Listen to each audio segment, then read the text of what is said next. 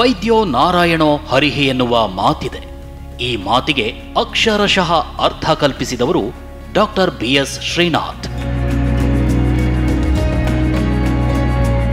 Shri Shankara cancer ಆಸ್ಪತ್ರೆ ಮತ್ತು research ಸೆಂಟರ್ನ ಮುಖ್ಯ ರೂವಾರಿಯಾಗಿರುವ ಡಾಕ್ಟರ್ ಶ್ರೀನಾಥ್ ತಮ್ಮ 40 ವರ್ಷದ ವೃತ್ತಿ ಬದುಕಿನಲ್ಲಿ ಸುಮಾರು 4 ಲಕ್ಷಕ್ಕೂ ಹೆಚ್ಚಿನ ರೋಗಿಗಳಿಗೆ ಚಿಕಿತ್ಸೆ ನೀಡಿದ ಪುಣ್ಯಾತ್ಮ. ಮೂಲತಃ ಶಿವಮೊಗ್ಗದ ಡಾಕ್ಟರ್ BS ಶ್ರೀನಾಥ್ ಅವರಿಗೆ ಬಾಲ್ಯದಿಂದಲೂ ಬಡವರನ್ನ ಅಸಹಾಯಕರನ್ನ ಕಂಡ್ರೆ ಅದೇನೋ ಅಕ್ಕರೆ. ವೈದ್ಯಕೀಯ ಪದವಿ ಪಡೆದ ನಂತರ ಸರ್ಜಿಕಲ್ ಆಂಕಾಲಜಿಸ್ಟ್ ಆಗಿ ರಾಜ್ಯದ ಪ್ರತಿಷ್ಠಿತ ಆಸ್ಪತ್ರೆಗಳಲ್ಲಿ ಸೇವೆ ಸಲ್ಲಿಸಿದ ಡಾಕ್ಟರ್ BS ಶ್ರೀನಾಥ್ಗೆ ನಿರ್ಗತಿಕರಿಗಾಗಿ ಏನಾದರೂ ಸೇವೆ ಮಾಡಲೇಬೇಕೆಂಬ ಆಲೋಚನೆ ಬಂದಾಗ ಹುಟ್ಟಿಕೊಂಡಿದ್ದೇ ಶ್ರೀ ಶಂಕರ ಕ್ಯಾನ್ಸರ್ ಆಸ್ಪತ್ರೆ.